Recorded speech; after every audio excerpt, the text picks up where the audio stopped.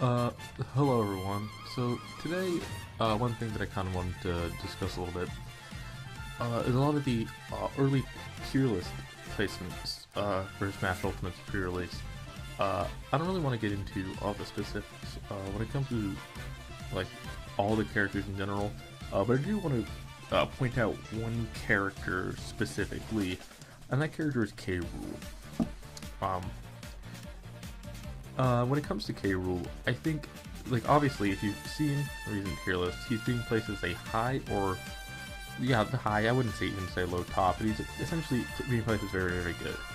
As for a lot of reasons that I'll get into later, but this video, I kind of wanted to just discuss why I think him being as good as he is actually a really good thing. It's a very, very positive thing for the competitive scene as a whole.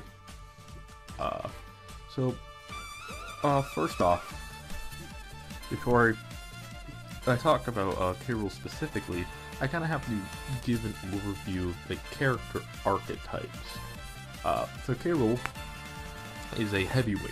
Essentially what that means is they are slow, typically have fairly bad frame data, but make up for it with moves that do a lot of percent and a lot of damage. So the whole kind of thesis with this is, while a lightweight character, like a rushdown type character, can do like, I don't know, like 25% with a combo of like 4, 5, 6 moves, a heavyweight can do that same amount of percent with like 1. And that sounds exceptionally strong. And from a balance perspective, trading speed for power seems like one. Well, that makes a lot of sense. But in practice, especially in Smash Brothers, it ends up being really bad, like exceptionally bad. If you look at tier lists, say look at Smash 64 for example. Donkey Kong was the only heavyweight, and even then he kind of wasn't, but he was not a very high tier character. And then you look at Melee. You look at Melee Bowser and how much of a train wreck that was. You look at Brawl. You look at Brawl Bowser, Brawl Ganondorf. And the heavyweights just end up being really bad because of their weaknesses. So going back to the comparison of like a rushdown versus a heavyweight, a rushdown can do like 25% with a big combo. A heavyweight can do 25% with one hit.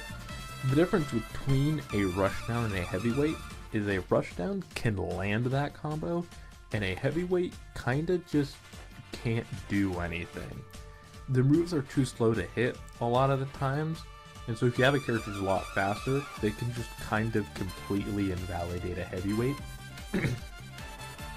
Which is a real shame for people like me who really like the heavyweight archetype, but because of their huge glaring flaw of doesn't matter how hard you hit if you're never hitting, they end up being really bad pretty much all of the time. And even beyond that, a lot of heavyweights are really big, like physically large, like Donkey Kong, Bowser, and that means you have a lot bigger of a hitbox, or not hitbox, a lot bigger of a hurtbox. It means you're really easy to hit, and since you're already facing up against characters that are that can combo you easily because of your inability to stop it, and you're also super large, like, your combo food. You're terrible, terrible combo food. So that's pretty much been the case for 64, Melee, and Brawl, but I did not bring up Smash for 3DS and Wii U, and that was on purpose. So if you're looking at that game, what they decided to do with heavyweights is, instead of fixing their flaws, they just give them a couple of exceptionally overpowered like abilities that would pretty much make them artificially a better character. So the characters that come to mind when I say that are Bowser, Donkey Kong, and Ryu. So like, if you look at Donkey Kong, like, in all intents and purposes, he's awful. Like, he doesn't have great moves, but his up cargo throw to up air kills at like 60% on like most characters. He's not good, They haven't made him a good character. They just took a bad character and gave it a really overpowered option. They did the same thing with Bowser. Bowser is a floundering salmon. He can barely do anything. But they gave him up throw to up air, which kills stupid early. Ryu? Ryu's fine, like a mediocre character. But then they gave him True Shoryuken, which kills at like 60. And easy combos into it.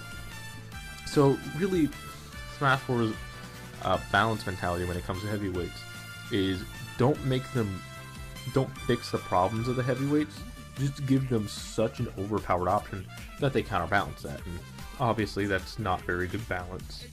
They should be balanced like a scale, not like a mess. And so Ultimate is taking a different route with its heavyweights. So if we're looking at Ultimate's 6 new characters, you've got Inkling, which is Rushdown. You've got Ridley, which has traits of a heavyweight, like he's very big, but he's actually not that heavy. Ridley's, like, he hits hard and he's like large, but he's not actually heavy at all. He's actually like quite light. He's actually about as heavy as like Link, which is interesting, but it's kind of whatever. You've got Simon, who's a heavyweight, K. Rool, who's a heavyweight, Isabelle, who's a zoner, and Incineroar, who is a heavyweight. So already you've got 6 characters and 3 of them are heavyweights. So let's quickly run over Simon and Incineroar, because obviously this video is about K. Rool, but I kind of want to quickly run over those two. So Simon, I called him a heavyweight, but that's fairly misleading because the staple "I'm slow but hit hard," well, that's true, and he is very heavy. Doesn't really play like a heavyweight. You see, he's got a lot of really strong projectiles and a very strong whip, which actually makes him a zoning character. And so while he may be a physically heavy character, and may have heavyweight properties, he's not like really a heavyweight. So they're kind of the Smash team's mentality to making that heavyweight good is they pretty much just didn't really make him a heavyweight at all. He has heavyweight, but he's a zoner type situation. And then when looking at Incineroar, he really does kind of like, he's very emblematic of a heavyweight and the problems thereof. He hits like a truck, especially with Revenge down B, which is a really good move. But he is the slowest character in the game. So it's like, it doesn't matter how hard you hit if you're never going to hit. It doesn't matter how dangerous your moves are if they're never going to land. And that's kind of the problem Incineroar falls in. He's got all these really good moves, but he's too slow to hit any of them. He can't get to his opponent fast enough, and he doesn't have moves that are fast enough to do anything when he is there. Besides like a grab, and at that point he's predictable, and so Incineroar, sadly not great. I wish he was good, but he's not. So that only brings us to K. Rool. Now, K. Rool on the surface seems to be about the same as a terrible heavyweight. He's extremely heavy, he has a huge hitbox, makes him really easy to hit, and his attacks are slow. But they changed K. Rool. And they made him really great. But they didn't do what they did with Simon and what they've done with characters like Snake, or what they did with Smash 4, in where they either just, you're a heavyweight but you don't ever play like a heavyweight, or you're a heavyweight but we gave you this overpowered option. No, what they did instead with K. Rool is they doubled down on the heavyweight formula. They hit like a truck, but they're hard to hit with, right? They trade speed for damage, and they doubled down on that with K. Rool in a way that makes him top tier, and I think that's fascinating. So let's kind of elaborate as to why. First off, his recovery is absolutely fantastic, probably the best out of the newcomers in the game. Has a big disjointed hitbox on the top and reaches really far. Next, his moves are comparatively faster than heavyweights, but they're still heavyweight moves where they're really slow, but they're like faster-ish. They still hit exceptionally hard. And his ground speed is actually not too shabby. It's kind of middle of the road. it's nothing to write home about, but he can actually like get from point A to point B. But that's not the big thing. The big thing about K. Rool, and the reason why he's so interesting to like kind of examine and look at, is gut properties. So essentially, what that is. So he has like a big old stomach, right? It's a very golden stomach. So he's got a big old fat golden stomach. Any attacks that use this golden stomach have gut property, and I don't think that's the name, but that's what I'm calling it for the purpose of this video. And essentially what gut property is if an opponent hits his K. Rool's golden stomach, K. Rool takes no knockback and half damage. So essentially, it is really overpowered super armor. And so, why is that good? It's simple. K. Rool now has safe options. It's the first heavyweight to do this. Back to the heavyweight versus rushdown example. The reason why the rushdown was able to capitalize on the heavyweight so much is not just because heavyweight has low speed, but because the heavyweight has no safe options. Doesn't matter how strong it is if you're never going to land it, and a move that you can consistently land is a move that's hard to punish is safe. Now, let's look at K. Rool. Specifically looking at his neutral air, it's fast, and it has gut properties over the entire hitbox, so you can't trade with it. All you can do is shield. And you can just throw it out. It's a combo breaker, it's a combo starter, it's a pressure tool, because you can't punish it. Look at his dash attack, it's got gut properties. He can throw it out, and all you can do is shield. Look at his up smash, look at his down smash. Actually, his down smash sucks. Look at his forward tilt. Like, adding gut properties to K. Rool, essentially, he's so much better because his moves are so much more safe. It's like, yeah, your attacks, who cares how strong your attacks are if you're never going to land, but who cares how strong your opponent's attacks are if your opponent's attacks are always going to be futile. And a good K. Rool player makes them always futile. Now, gut property does have a weakness. If the move is hit with gut property, his stomach cracks. And the crack is healed for 5 seconds after the crack happens. Though the regeneration process pauses when using another attack with gut properties. For example, if I used a forward tilt and got hit, I'd have a crack, and say 2 seconds in, I use a forward tilt. So for the whole duration of forward tilt, it is not recharged. This can happen up to 3 times, and when it happens for a 3rd time, he pretty much goes into shield break, so it's really easy to punish. So it does have a weakness. It's not something you can spam, but it is an exceptionally powerful tool. And 5 seconds really isn't that much. In the grand scheme of things, like, you can camp for 5 seconds. And speaking of camping, he does have projectiles that are fine. He has Crown and Blunderbuss, and those are like, Blunderbuss especially, like, it's good, but it's nothing exceptional. It's just like an extra safe option he has if he's at a distance to pressure, but he's not like, his projectiles aren't what makes him a really good character. It's his gut properties that make him a really good character. It's his gut properties that make him so interesting and unique, and what make him like a great heavyweight, a high tier heavyweight. So the title of this video, pretty much, it's saying something along the lines of why I think K. Rool being good is like good for the overall competitive metagame of Smash Ultimate. And so let me just quickly answer that. So if you look at past Smash games, and you look at character archetypes, the top tiers are dominated by characters by rushdown. 64 was a rushdown with Pika.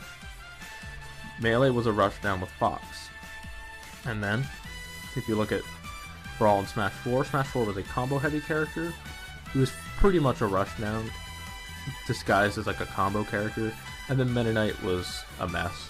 But the top tiers of Smash have always been pretty much rushdown characters with very spammable moves that essentially can work as a rushdown, and like heavy zoners, and that's it. we've never had a high tier heavyweight. This whole archetype of character that the competitive community never encounters because they're always awful. So now, then in Smash 3DS and Wii U, they changed it, but instead of embracing what a heavyweight is, you just made them like low tier grapplers, pretty much. Instead of saying like, wow, look at how cool heavyweights are, you were just like, but what if it was a grappler instead? And I think that's an issue. Because like, we've never really had high tier heavyweights that really embody what a heavyweight is. Like I said, Smash 4 Donkey Kong, that's not a heavyweight as much as it is a grappler. And so now we're walking into Ultimate, and we have a high tier heavyweight that doesn't have to rely on other archetypes to prove that it's good. It is a heavyweight through and through, and is good despite of it. And I think that's awesome. We've never had this type of thing. A big guy who does a butt ton of damage but doesn't land a lot of hits isn't something we have. It's not something we've ever had in any Smash game. By the way, real fast, I'm not counting Snake as a heavyweight because he was supposed to be a lot bigger than he actually was. So he wasn't designed to be a heavyweight as much as he just kind of is a heavyweight. So I'm not counting Snake as heavyweight. I should have done that disclaimer a long time ago, but whatever. Anyway, but having K. Rool as a top tier, high tier character, it adds variety to the high tiers. Instead of it just being a collection of rushdown and zoners, now we have a heavyweight. There's more variety, and for people like me, like many others who like this archetype, they don't have to feel alienated. If you're looking at the top tiers and say you love heavyweights, that's just the type of gameplay you like playing, a little nickel and dime, land some hits here and there and win. There's not really characters in the top tier that do that. They're all like heavy rushdown that land a lot of combos. And if that isn't for you, competitive Smash might very much turn you off because all the characters that are good aren't characters you like playing because the archetype you like isn't good. But now you've got K. Rool, and he's great, and it fully embodies the archetype of a heavyweight. And so I think because of the added variety he's going to allow to competitive Super Smash Bros. Ultimate, and not only like the added variety, but the also added inclusivity because of the added variety, it's just only a good thing. Top players will have a new archetype to watch out for and play around, which will allow for new gameplay opportunities. People who play heavies and don't particularly like rushdown now have an avenue. They have a character they can use and call their own. Ultimately, I see K. Rool being a top tier as nothing but a good thing, and hopefully they can do that with more heavyweights and hopefully they can have a lot of variety in the top tier, not just all like rushdown, not all zoners, but a good blend of everything. That's my only hope, and K. Rool being great is very much a step in the right direction, and that really excites me.